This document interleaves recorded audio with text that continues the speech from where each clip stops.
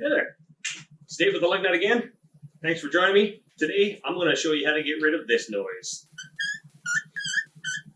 That is coming from the steering column of a 1970 Dodge Challenger RT with an aftermarket K-member that comes with this non-greasable bushing. So I'm going to show you how to convert this into a greasable unit. Let's get after it.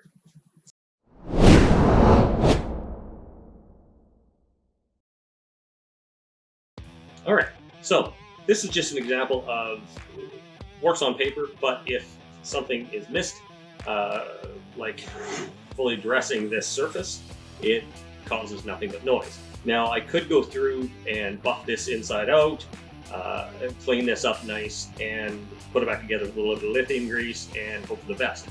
But because this is such a chore to actually tear apart and pull out, if that does develop in say a year of driving or 2 years of driving from now, then the guy's got to go through that whole scenario again. So what I'm going to do is I'm actually going to take and cut in some channels on the inside using a Dremel and a ball, and then I'm going to actually drill and tap for a greaser. This is a flat which lines up right here on the steering column, bottom two. I'm going to put a little bit larger hole in here, measure it out, drill and tap, pound it in, put the greaser in, and that way it will never be an ongoing problem for this guy. So I'm going to start off with getting rid of, you can actually see there's a couple spots here where you can feel it with your thumb, circle it, 2 notches there, a couple notches over here, another set there. Don't quite know what it's from, but it does actually, it actually shows up on the inside. Probably can't see that, but it shows up on the inside. It's basically it's a record, and the tune is a horrible screech. So we're going to clean everything up. We'll start with the steering shaft. So this is just a super fine bristle disc. I'm just going to use it to get rid of any of the rust or whatnot on it. The idea is not to decrease the size of this shaft. Now, we don't want a big sloppy bushing on this thing. So you can see, I mean, there's some tolerance issues. So because I would love to have a lathe, but I don't. Get used to a really big, fine flat file. So I'm just going to take this and draw it around, and it'll just pull the highs off. You want to be really careful when you're doing handwork like this that you don't just work back and forth, because then you'll create flat spots on that shaft, and then you'll have other problems. Alright, so when I removed this from the steering column, I used a punch from the inside, and there's a little deformation here, and that's what's causing it not to slide over top. And so I'm just going to take a little flapper wheel and just gently touch that up, just making sure I don't remove any major material. So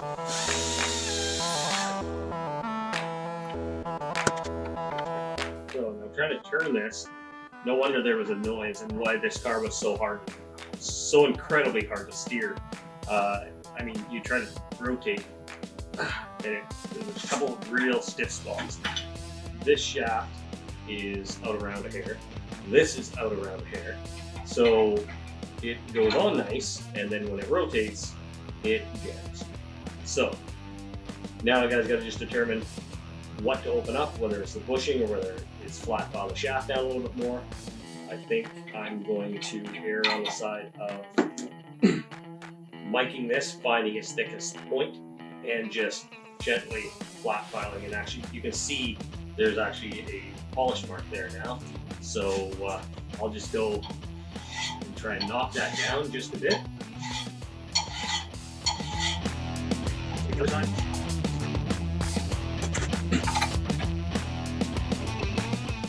Better.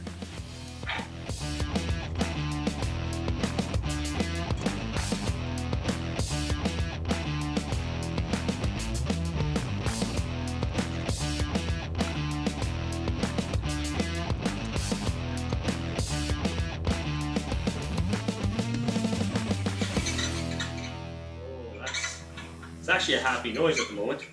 It's terrible when it's in the car, but there we go. All right. So this actually rides right about here. So we're good here. There's a little tight spot. All right, so I'm pretty happy with how that's gone. I've had to remove a couple little high spots from in here. A lot of it is caused by the protrusions that were in this shaft that were actually marring up and causing their own little ridges inside this. So I got rid of those, and now what I'm going to do basically is I'm going to cut with a ball, because I'm going to cut a groove, like that. And if you can imagine, then there'd be like a grease zerk there, and just small groove with a just a small Dremel, very gently, very carefully, and of course then we'll end up tapping the boat right about here, and we'll go from there. So we're going to actually drill the hole first. We'll mic in, see where we're going to put the hole here so that everything goes in and lines up, because there's a little flat, and punch the hole, tap it, and then from that point we'll do the grease channels. When you're doing custom stuff like this, plans change. You have a good idea of what you're going to do, and then it changes a whole bunch of times. So this whole plan was set up, and then there's this outer flange collar here, which kind of messes me up, because the perfect depth to put that grease zerk in is right on the transition from this outer ring to the inner tube.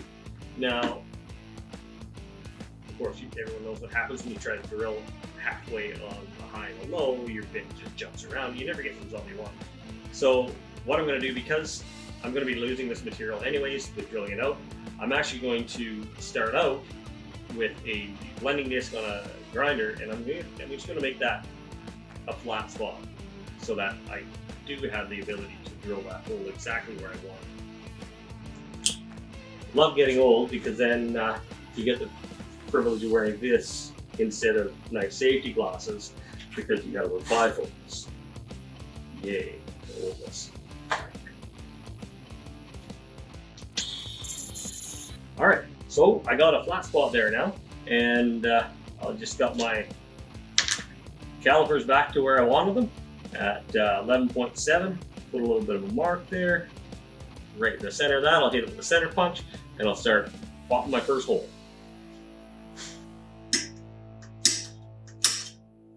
Now we'll grab this thing, we'll move it over, just so we got some backing here.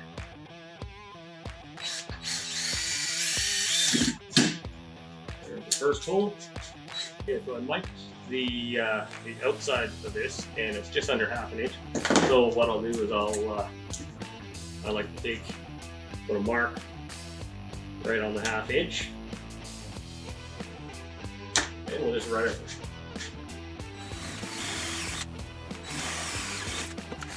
All right, perfect. So now,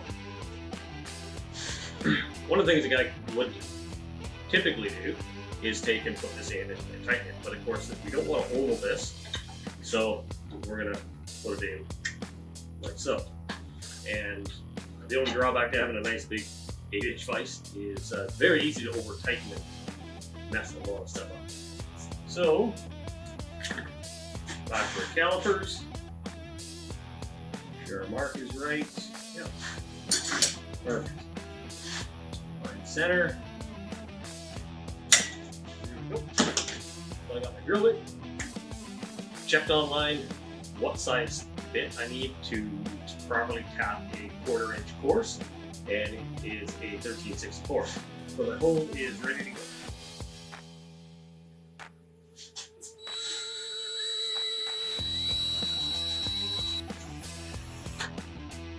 Lovely. Okay, so the hole's ready to go. Just gotta run the tap in, got a little bit of cutting fluid. There we go. You see I'm doing just over 1/4 turn, then backing it off. That cuts the thread, and when you back it up, it actually cuts that little bit of offcut off, so it doesn't jam up your tap.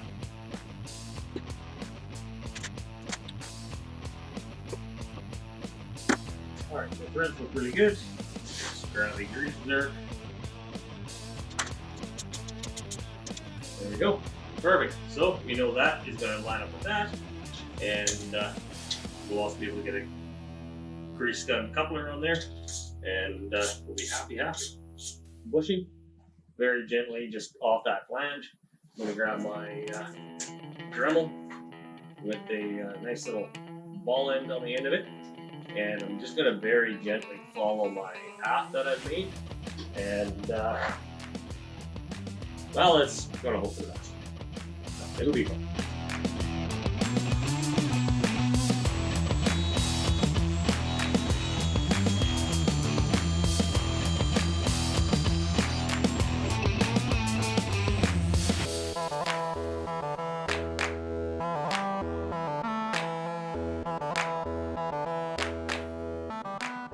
I'm going to say I'm going to quit while I'm ahead.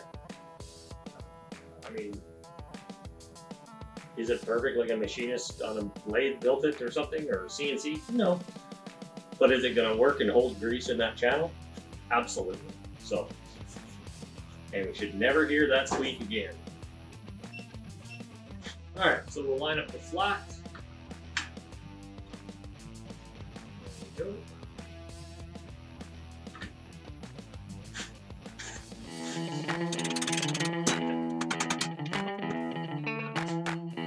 All right, there you have it. Pretty much wrapped up now. We've test fitted this. It fits, so I'm happy. As far as this component causing any noise, that is over with. So customer will be happy. I'll be able to enjoy his car and not hear that horrendous noise. So once again, thank you very much for your time. I'm Dave with the Lug Nut. Please hit the like and subscribe button at the bottom. Drop me the comments. Share with friends. Do a little dance. You know, whatever floats your boat. So thank you very much again. Have a great night.